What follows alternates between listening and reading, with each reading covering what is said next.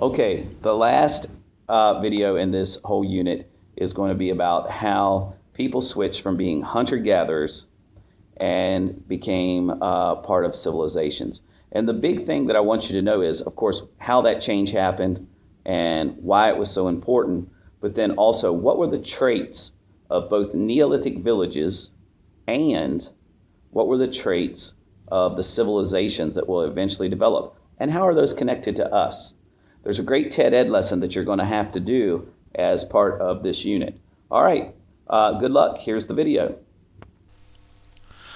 Okay, this is Unit 1, Part 3, and today it's about the Neolithic period. Everything we've done up till now has been about the Paleolithic or Old Stone Age. Well, now we're going Neolithic, baby, and we have a big revolution taking place.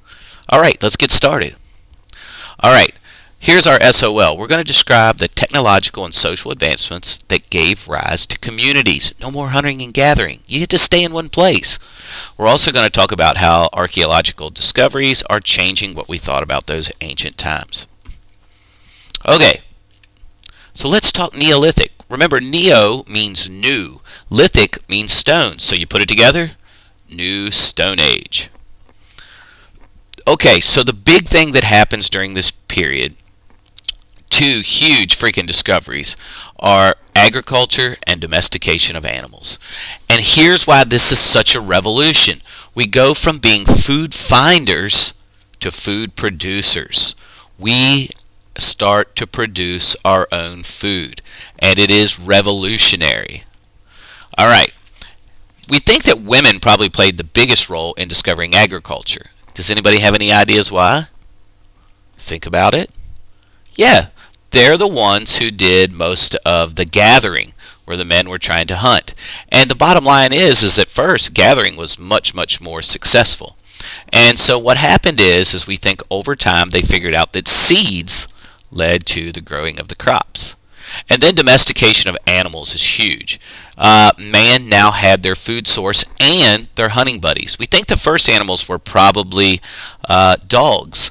Now think about how and why dogs would be that choice and how they did this.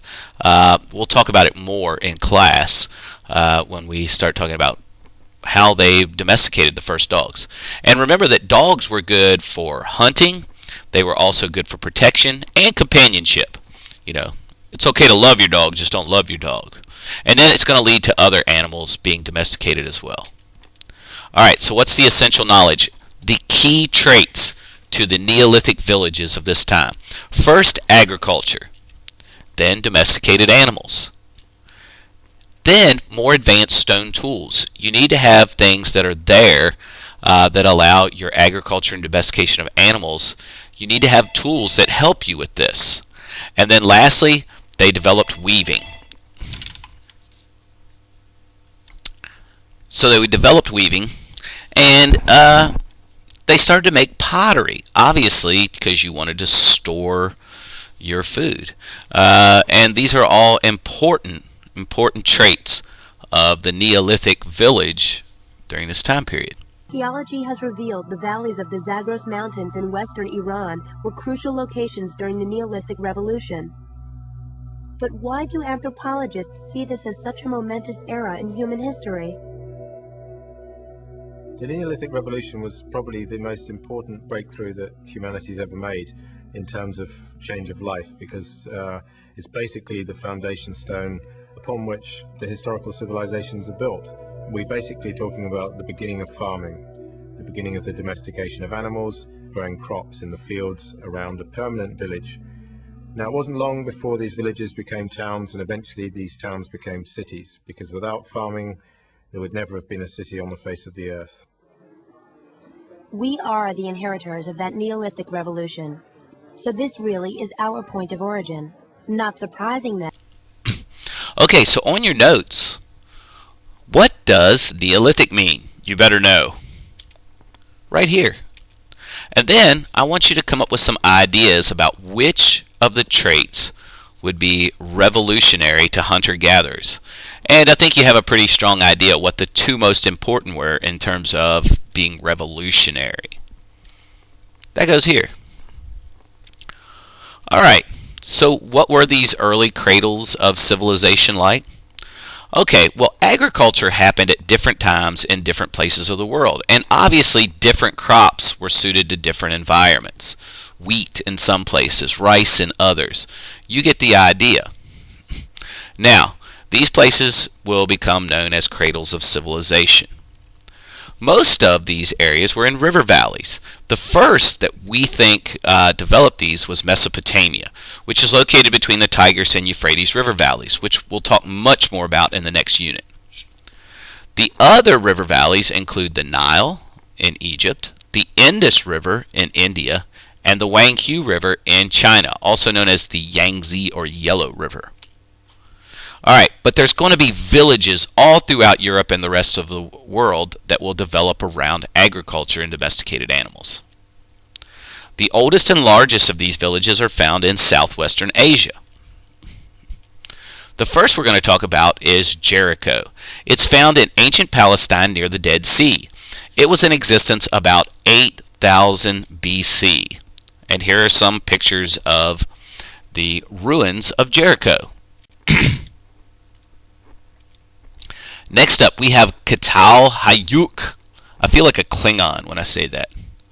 It's found in Anatolia, which is modern-day Turkey, and we know that the walls enclose 32 acres. Up to 6,000 people lived there, and they grew many different crops, and because they didn't all have to find food, they started to develop artisans, or people who were skilled in different trades, and they started to trade items with one another.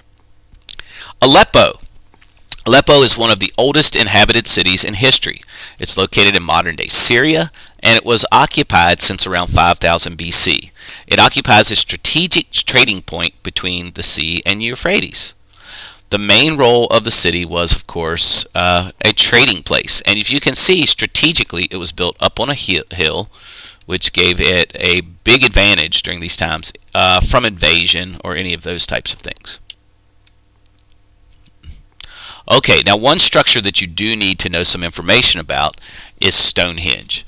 Stonehenge is sort of a transition between the Neolithic Age and the Bronze Age.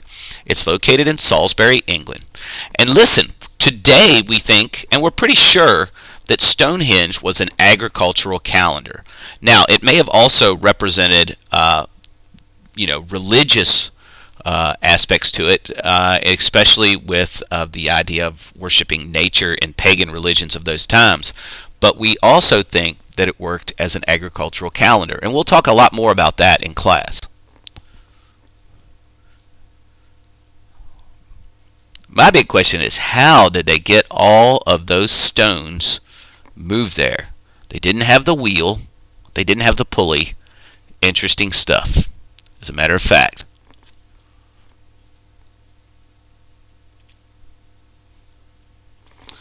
Okay, so again, we talked earlier about how women had the dominant roles in some of the earliest societies.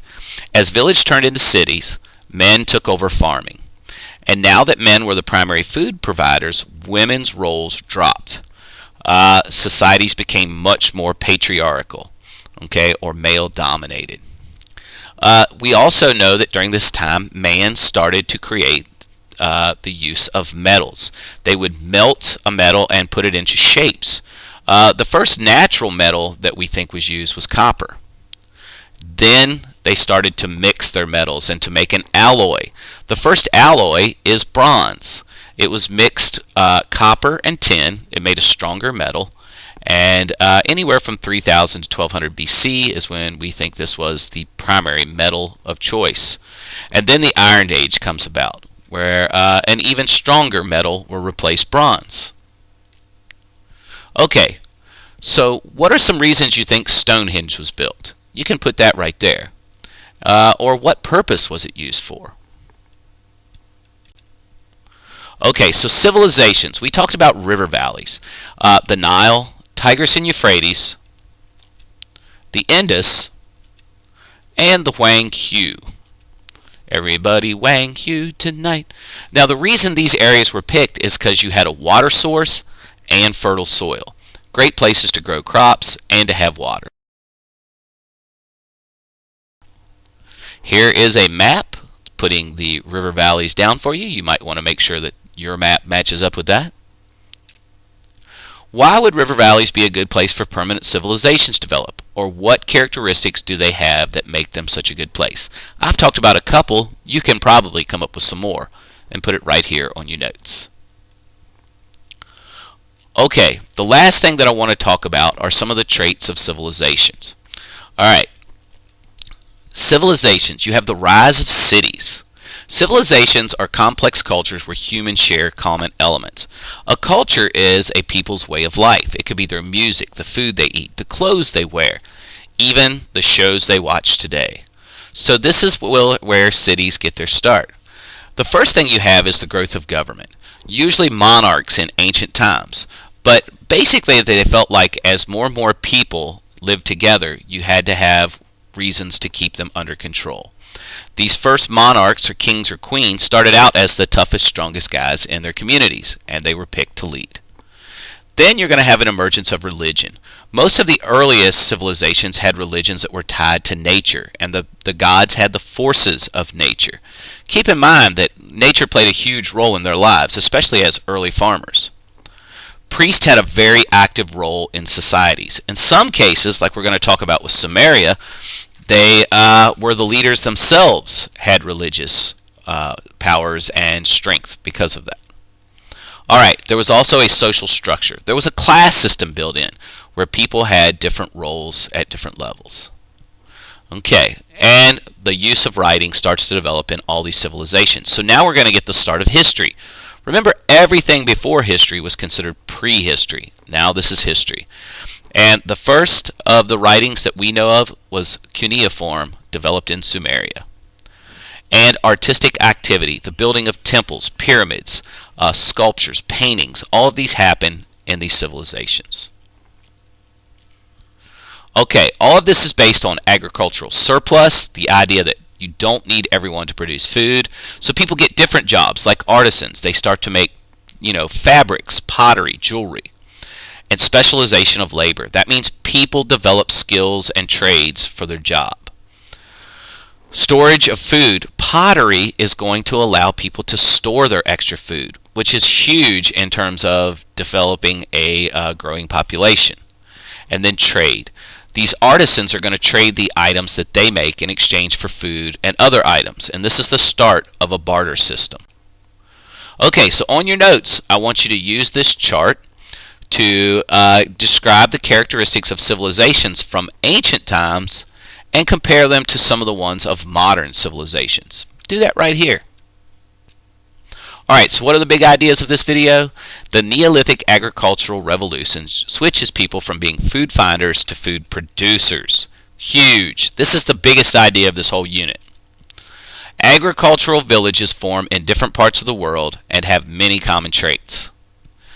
Larger civilizations form in river valleys and develop several common traits. Okay, make sure you're keeping up with your notes.